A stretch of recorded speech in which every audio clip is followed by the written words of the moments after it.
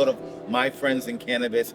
Right now, I got a heavyweight. He look light, but he heavy though. All right. So we have Tahir Johnson from Howard University. So a lot of people don't know this. I went to law school. I went to law school at Howard. So when it's convenient, I talk about it. But most times, I just tell people I went to Morehouse. Don't matter, man. You went to Howard, you a bison, man. That's everything. Okay. Maybe not Morehouse though, because you're all official. But... Yeah. So listen, let's talk about you and talk about your journey in cannabis. So as people probably don't know yet, but you are about to open a fire dispensary in New Jersey, in Trenton. Trenton makes the world takes.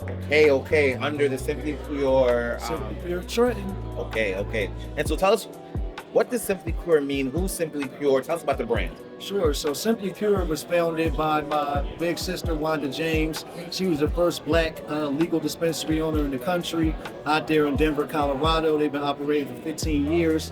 And so I licensed the brand from her to be able to build it and take it on in New Jersey. So it's been dope working together for me, wanting to expand the black brand, help us try to create access to that.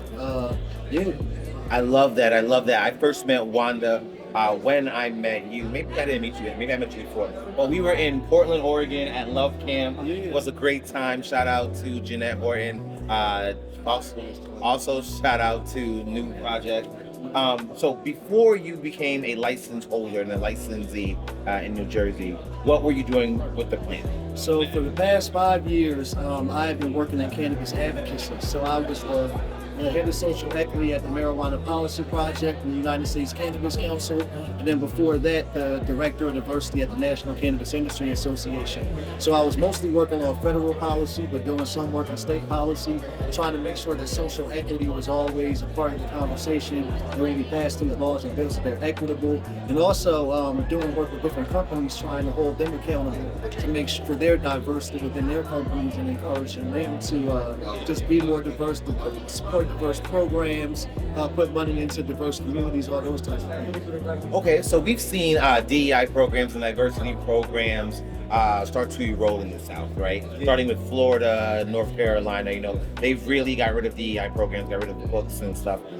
What would you say to somebody who says we don't need social equity programs in cannabis? How would you address that? Well, the reason that I say social equity and these diversity programs in cannabis are different, like you said, across the country there's a movement to kind of repeal affirmative action, but in this I think there's a case for it because of the harm that's specifically been done by the war on drugs. So if we talk about impacting and now having this restorative justice, economic justice for the communities that have been most harmed, you might not say it, maybe you can't say it like that, but we're talking about black and brown communities, right? Blacks, Latinos, those are the people that were getting pulled over, getting charges, all this type of stuff with cannabis. So I think with, I know you're a lawyer, so y'all probably understand what I've understood is that you can't necessarily they can challenge it if you bring race into it, and that's something we're sure talking about on our panel. So you have to have policies that will impact and have a positive impact many times on the groups that you're hoping to impact without